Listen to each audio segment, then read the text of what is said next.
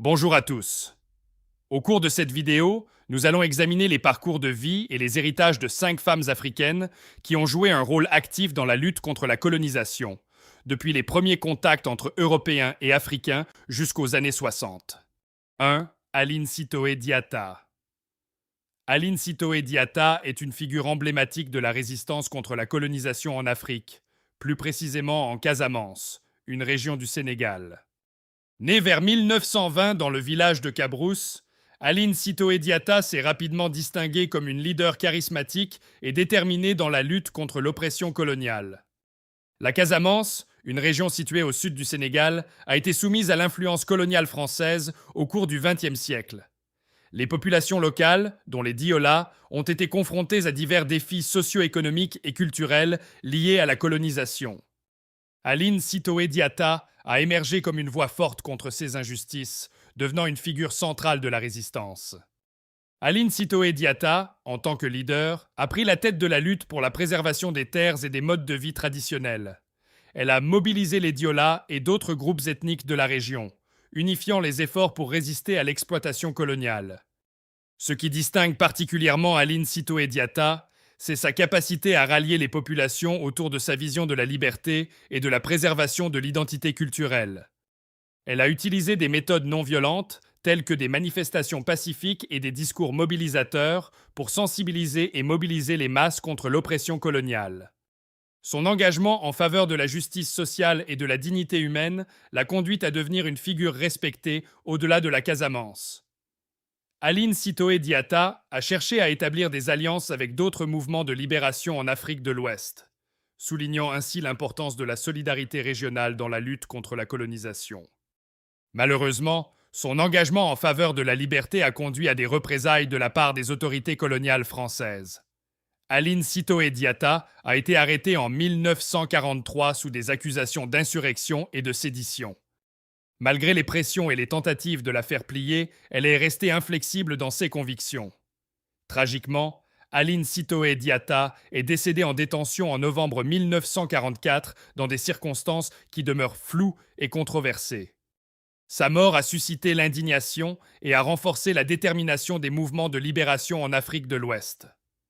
Aline Sitoé Diatta demeure une icône de la résistance africaine et un symbole de la lutte contre l'oppression coloniale. Son héritage est célébré pour sa contribution à la défense des droits des peuples autochtones et à la préservation des valeurs culturelles en dépit des défis posés par la colonisation. Son courage et son dévouement continuent d'inspirer les générations actuelles et futures à poursuivre la lutte pour la justice et la liberté. 2. Saraounia Mangou. Saraounia Mangou est une figure historique fascinante, une reine et chef militaire qui a joué un rôle important dans la résistance contre la colonisation française en Afrique de l'Ouest au début du XXe siècle.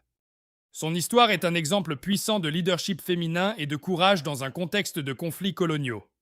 Saraounia Mangou est née dans la région de Lougou, au Niger, vers la fin du XIXe siècle. Elle était une chef du peuple Azna, une ethnie animiste qui a résisté aux tentatives de domination coloniale. Le contexte historique de son époque était marqué par l'expansion coloniale européenne en Afrique, avec la France cherchant à étendre son empire dans la région. Vers la fin du XIXe siècle et le début du XXe siècle, les forces coloniales françaises, dirigées par le capitaine Paul Voulet, ont entrepris des expéditions militaires dans la région du Sahel, cherchant à établir le contrôle français. Saraounia Mangou s'est rapidement distinguée en tant que leader charismatique et stratégique de la résistance contre cette invasion. Saraounia Mangou a dirigé son peuple avec détermination, organisant la résistance contre les forces françaises. Elle a su unir différentes tribus et groupes ethniques sous sa bannière, formant une coalition puissante contre les forces coloniales. Sa stratégie militaire a été remarquable, utilisant le terrain à son avantage et employant des tactiques guérilleros pour harceler les troupes françaises. L'une des batailles les plus célèbres où Saraounia Mangou a joué un rôle crucial a eu lieu à Lougou en 1900. Les forces françaises, sous le commandement de Voulet, ont été confrontées à une résistance farouche de la part de la reine et de son armée. Bien que les forces françaises aient finalement prévalu, la résistance de Saraounia Mangou a marqué les esprits et a inspiré la mémoire collective. Saraounia Mangou est souvent saluée pour sa bravoure, sa résilience et son refus de se soumettre à la colonisation. Son histoire a été préservée à travers le temps, symbolisant la lutte contre l'oppression coloniale en Afrique. Elle est devenue une figure emblématique de la résistance et du courage, rappelant au monde l'importance du leadership féminin dans des moments cruciaux de l'histoire. Son impact et son héritage sont indéniables, faisant d'elle une figure majeure de la lutte contre la colonisation en Afrique de l'Ouest. 3. Kimpavita. Également connue sous le nom de Donna Beatrice, Kimpavita est une figure historique exceptionnelle de l'Afrique centrale du XVIIe siècle. Née vers 1684 dans l'Empire du Congo, elle est souvent surnommée la prophétesse africaine en raison de son rôle dans la promotion du syncrétisme religieux et de sa tentative de réforme au sein de l'Empire. Le Congo, situé dans la région qui correspond aujourd'hui à l'Angola, la République démocratique du Congo et la République du Congo, était un empire prospère et puissant au XVIe et XVIIe siècle. Cependant, à cette époque, il a été confronté à des défis croissants liés à la traite des esclaves, aux rivalités internes et aux pressions extérieures. Kimpavita a émergé à un moment crucial de l'histoire du Congo. Son parcours est marqué par un mélange unique de spiritualité, de vision sociale et de résistance culturelle. Elle a eu des visions religieuses dès son plus jeune âge, affirmant que saint Antoine de Padoue et saint Antoine d'Égypte lui apparaissaient. Ces expériences ont forgé sa conviction qu'elle avait une mission divine. En 1704, Kimpavita a commencé à prêcher une nouvelle vision du christianisme qui intégrait des éléments des traditions religieuses Congo. Kimpavita a tenté de réformer la pratique religieuse locale en rejetant le catholicisme européen au profit d'une version africanisée du christianisme. Son message avait des implications politiques, sociales et religieuses importantes. En remettant en question l'hégémonie religieuse et politique des Européens, elle a représenté une force de résistance contre l'influence coloniale. Son mouvement a gagné en popularité auprès de la population Congo, en particulier parmi les couches sociales marginalisées. Cependant, cette résistance n'a pas été sans conséquences. En 1706, alors que l'Empire était déchiré par des conflits internes et des rivalités politiques, Kimpavita a été arrêté et accusé d'hérésie par les autorités coloniales portugaises et l'Église catholique. En 1706, elle a été brûlée sur le bûcher, ce qui a mis fin à sa vie tragiquement prématurée. La vie et le sacrifice de Kimpavita incarnent la résilience face à l'oppression et la tentative de préserver les valeurs culturelles et spirituelles face à l'assaut de la colonisation européenne. 4. La reine Nzinga. Également connue sous le nom de Nzinga Mbandé, la reine Nzinga est une figure historique majeure qui a joué un rôle significatif dans la résistance contre la colonisation portugaise au XVIIe siècle en Angola, dans la région de l'Afrique centrale.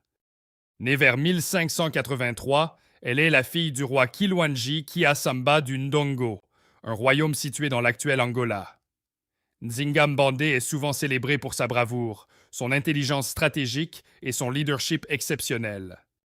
Elle a émergé comme une puissante figure politique et militaire à une époque où les puissances européennes, en particulier le Portugal, cherchaient à étendre leur emprise sur les territoires africains riches en ressources. Lorsque son frère, le roi Ngola Mbandé, est mort, Nzinga a saisi l'opportunité de diriger le royaume Ndongo contre les Portugais. Elle a résisté avec détermination à l'invasion coloniale, utilisant à la fois la diplomatie et la force militaire pour défendre son peuple. La reine Nzinga a négocié avec les Portugais tout en mobilisant une résistance armée contre leur domination. Elle est également célèbre pour sa diplomatie habile. En 1622, Nzinga Mbandé s'est rendue à Luanda pour négocier avec les Portugais. Elle a négocié avec le gouverneur portugais João Correia de Sousa et a réussi à obtenir un accord qui reconnaissait la souveraineté du Ndongo. Cependant, cet accord était fragile et les tensions ont persisté. Nzinga Mbandé a continué à lutter contre les Portugais tout au long de sa vie, cherchant à préserver l'indépendance et la dignité de son peuple. Sa résistance a eu des implications durables dans la région, marquant une période de féroce opposition contre la colonisation. La reine Nzinga Mbandé est décédée en 1663, mais son héritage perdure. Elle est reconnue comme une héroïne nationale en Angola et demeure une figure emblématique de la résistance africaine contre la colonisation. Son courage, son intelligence politique et son engagement envers la liberté et la justice continuent d'inspirer les générations actuelles à préserver l'histoire et la culture africaine. 5. Lala Fatman Soumer.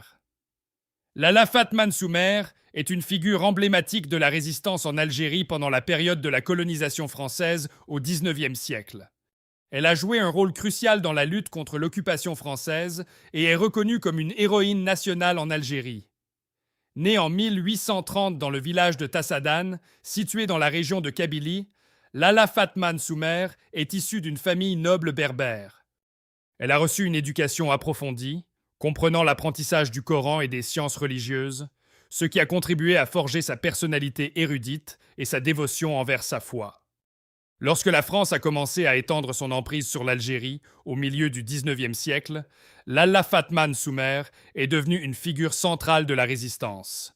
Elle s'est opposée avec fermeté à la colonisation française et a joué un rôle majeur dans la mobilisation des tribus kabyles contre l'occupation. Lalla Fatma Soumer était connue pour son charisme, son intelligence et sa capacité à unifier les différentes tribus kabyles sous une bannière commune de résistance. Elle a été particulièrement active pendant la période de la révolte de 1857-1858, connue sous le nom de la révolte de l'émir Abdelkader, où elle a joué un rôle de leader spirituel et militaire. Sa résistance s'est exprimée à la fois sur le plan militaire et culturel. Elle a dirigé des batailles contre les forces françaises, utilisant des tactiques guérilleros et des stratégies astucieuses. En parallèle, elle a œuvré pour préserver la culture berbère, la langue et les traditions, faisant de la préservation de l'identité culturelle un élément essentiel de sa lutte. Cependant, en 1857, Lalla Fatma Soumer a été capturée par les troupes françaises dirigées par le général Thomas Robert Bugeaud. Son arrestation a marqué un tournant dans la résistance kabyle. Bien qu'elle ait été emprisonnée, elle a continué à être un symbole de résistance et a inspiré la poursuite de la lutte anticoloniale. Lalla Fatma Soumer est décédée en 1863 dans des circonstances qui restent entourées de mystères. Sa vie et son héritage ont cependant survécu à travers le temps. Elle est aujourd'hui honorée en Algérie comme une héroïne nationale et un symbole de la résistance contre la colonisation. Son courage, sa détermination et sa contribution à la préservation de l'identité culturelle continuent d'inspirer la lutte pour la liberté et la dignité dans la mémoire collective algérienne. Nous sommes à la fin de cette vidéo et je vous remercie de l'avoir regardée. Si vous avez connaissance d'autres femmes ayant combattu la colonisation en Afrique, n'hésitez pas à les mentionner dans les commentaires.